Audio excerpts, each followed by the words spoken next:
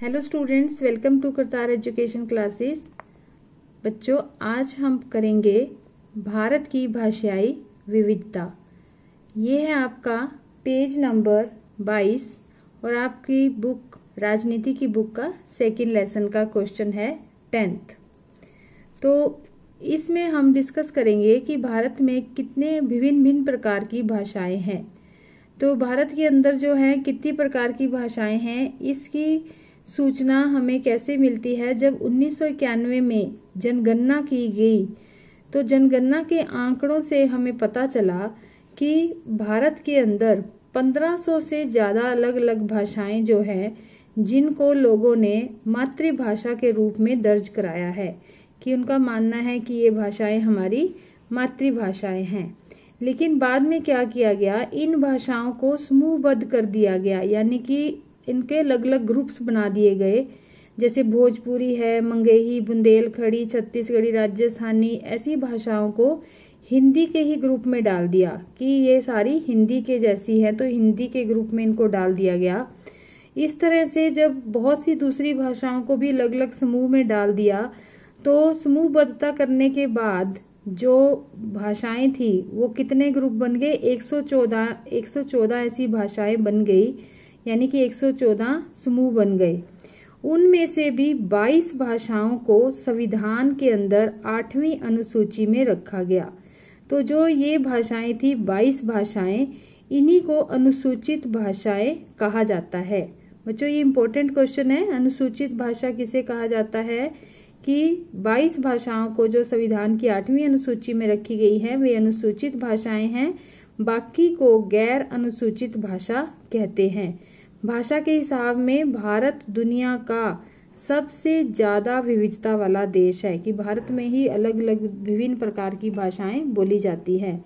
सबसे बड़ी भाषा जो है हिंदी है, जिसे कि लोग 40% लोग जो हैं उसको मातृभाषा के रूप में मानते हैं कि वो उनकी मातृभाषा है।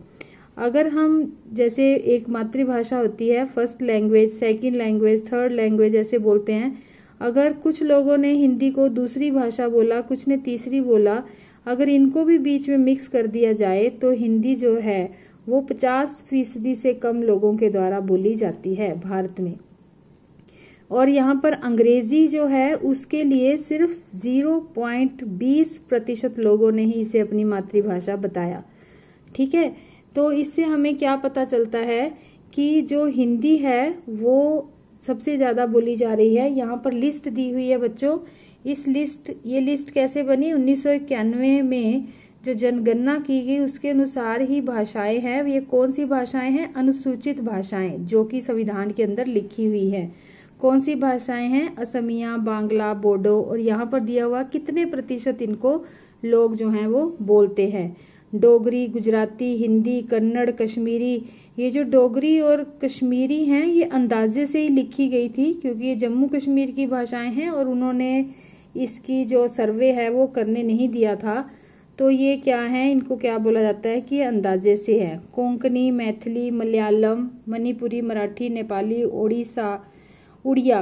उड़ीसा में बोली जाती है, पंजाबी, संस्कृत, संथाली, सिंधी, तमिल, तेलुगु, उर्दू। तो ये सारी भाषाएं कौन सी है, 22 भाषाएं हैं जो कि अनुसूचित भाषाएं क्या है घोषित की गई हैं। इसको हम इस प्रकार से लिख सकते हैं, 1991 की जनगणना में 1500 से ज्यादा भाषाएं मातृभाषा के रूप में दर्ज हुई थी।